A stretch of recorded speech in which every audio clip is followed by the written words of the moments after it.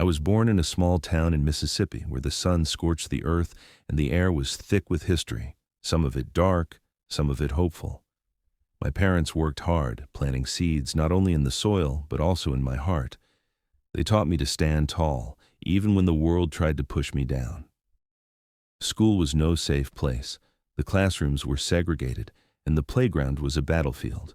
Kids would call me names, shove me aside. Teachers looked the other way. But I learned early. The only way to survive was to keep your head down and your spirit even higher. One afternoon, I walked into a soda fountain, a place where black folks weren't welcome. I just wanted a glass of cola, but what I got was a cold lesson in cruelty. The man behind the counter looked at me with disgust. "You here by mistake, boy?"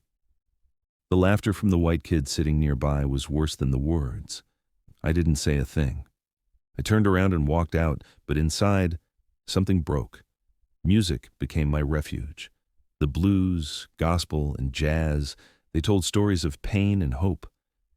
I found myself in those songs, and slowly, I started to dream. Not just to survive, but to live, to be heard, to be seen. By the time I was 15, I had learned to carry my pain quietly, but it was burning inside me. One hot summer day, I decided to do something no one expected. I went to the town library, the one for whites only, and I walked right through the front door. The librarian stared at me, eyes wide like I had broken an unspoken law, but I just smiled and asked for a book on American history.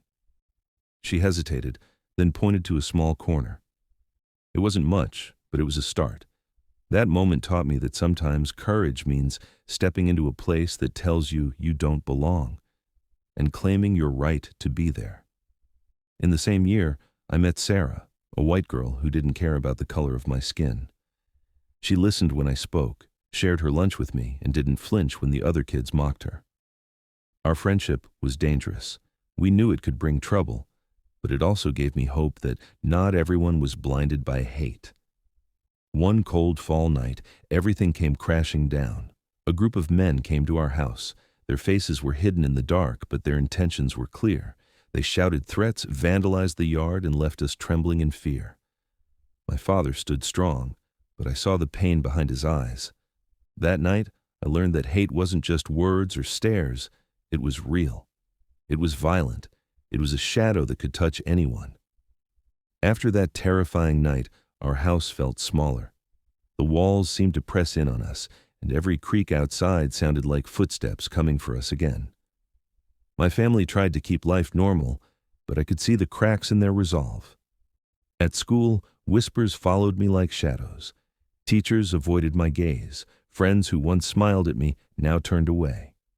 The unspoken rule was clear. Stay quiet, don't cause trouble. But silence was a heavy burden. Every time I closed my eyes, I heard the angry voices, the pounding fists against our door. I wanted to scream, to fight back, but I was just a kid. That weight of silence, it threatened to crush me. One afternoon, as I sat alone under a giant oak tree behind the church, Sarah came and sat beside me. "I'm tired of all this," she said quietly. "Why should we live scared? Why should hate win?"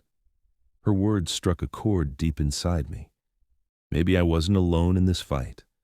Together, we started to talk about ways we could stand up, even in small ways. Passing out flyers, organizing secret meetings, talking to families willing to listen. It wasn't much, but it was something. One day, my grandfather took me to a hidden room in his old farmhouse. Dusty books lined the shelves, stories of struggles and courage from decades before. He told me about his own battles against injustice, how he had marched, how he had prayed for change. "I'm not the hero of these stories," he said, eyes steady, "but every step, every voice counts. You carry that now." His words gave me strength. I realized history wasn't just something to learn from books. It was alive in us, in our choices, in our courage. It was a hot, humid summer day when we decided to march.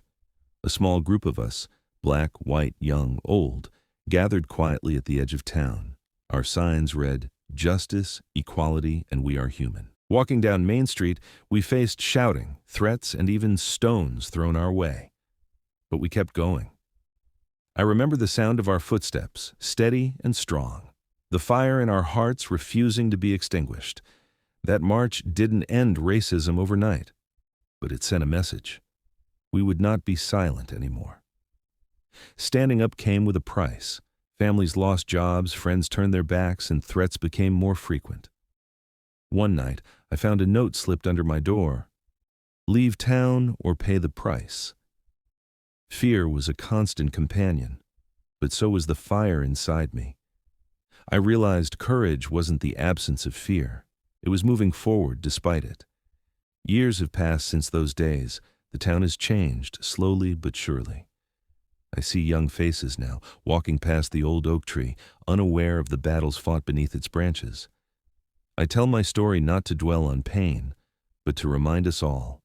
Change starts with courage, with voices raised, with refusing to accept injustice. If my story can light a spark in even one heart, then every struggle was worth it. After years of fighting, the battles outside slowly turned into battles within. The anger and pain from the past began to weigh on my soul, and I knew that true change required more than marches and protests. It required healing. I sought out those who had hurt me, those who had been blinded by fear and hatred. It was not easy. Many refused to speak, others responded with bitterness. But a few conversations surprised me. Some shared their own struggles, their own fears of change. In these moments I realized that beneath the surface, we were all human, flawed, afraid, but capable of growth.